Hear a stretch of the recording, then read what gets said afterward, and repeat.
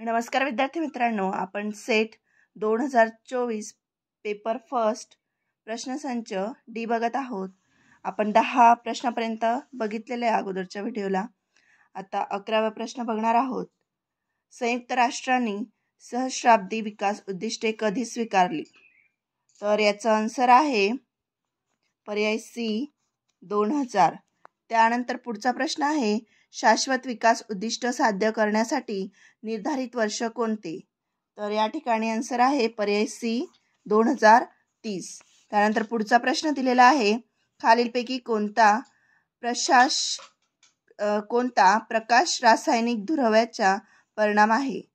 तर या ठिकाणी आन्सर आहे पर्याय ए डोकेदुखी, डोळे, नाक, घसा यांची जळजळ।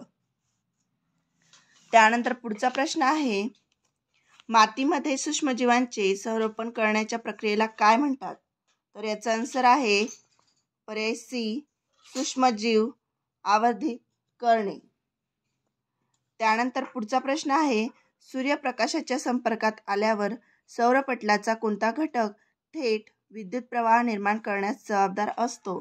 तर या ठिकाणी आन्सर आहे पर्याय बी अर्धसंवाहक सामग्री।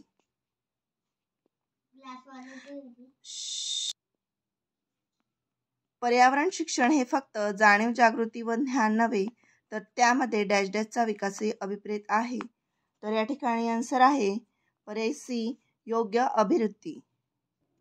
यानंतर पुढचा प्रश्न आहे, भारतीय शिक्षण व्यवस्थेचे सामान्यतः खालील विभाग केले जातात? तर आन्सर आहे पर्याय ए वैदिक काळ, बौद्ध काळ, मुस्लिम काळ, ब्रिटिश काळ आणि स्वातंत्र्योत्तर काळ। त्यानंतर पुढचा प्रश्न होता, पत्रव्यवहाराद्वारे शिक्षण व्यवस्थेत खालील गोष्टींचा समावेश होतो? तर आन्सर आहे पर्याय डी मार्गदर्शक सूचना, सोडवलेली उत्तरे आणि प्रासंगिक व्याख्याने।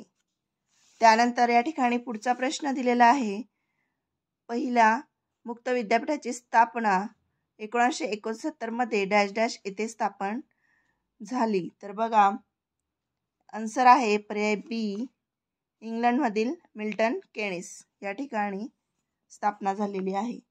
त्यानंतर मुस्लिम शिक्षण पद्धतीनुसार मदरसा हे डॅश डॅश केंद्र समजले जाते? तर आन्सर आहे पर्याय सी उच्च शिक्षण।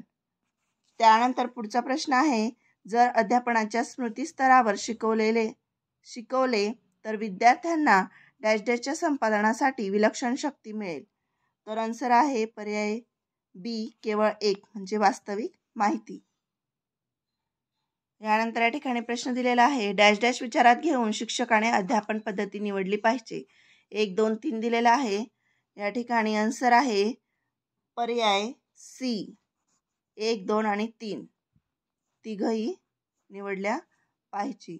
त्यानंतर पुढचा प्रश्न आहे, प्रतिभावंत विद्यार्थ्याचे मुख्य वैशिष्ट्य काय असते? तर या ठिकाणी आन्सर आहे पर्याय डी ते त्यांच्या निर्णयांमध्ये स्वतंत्र असतात। पुढचा प्रश्न आहे, प्रौढ अध्ययनकर्त्यांसाठी अनुदेशनामध्ये डॅश डॅश भर देण्याची गरज असते? तर आन्सर आहे पर्याय सी प्रक्रियेवर जास्त आणि शिकवण्याच्या आशयावर कमी। यानंतर आपण शेवटचा प्रश्न बघणार आहोत, विद्यार्थ्यांच्या विशिष्ट आशयाच्या आकलनाबाबतची स्पष्ट कल्पना डॅश डॅश मूल्यमापन देते?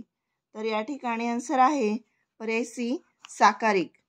तर बघा अशाच प्रकारे पुढील प्रश्नांचे आन्सर बघण्यासाठी चॅनलला लाईक आणि सबस्क्राईब करा। थँक्यू।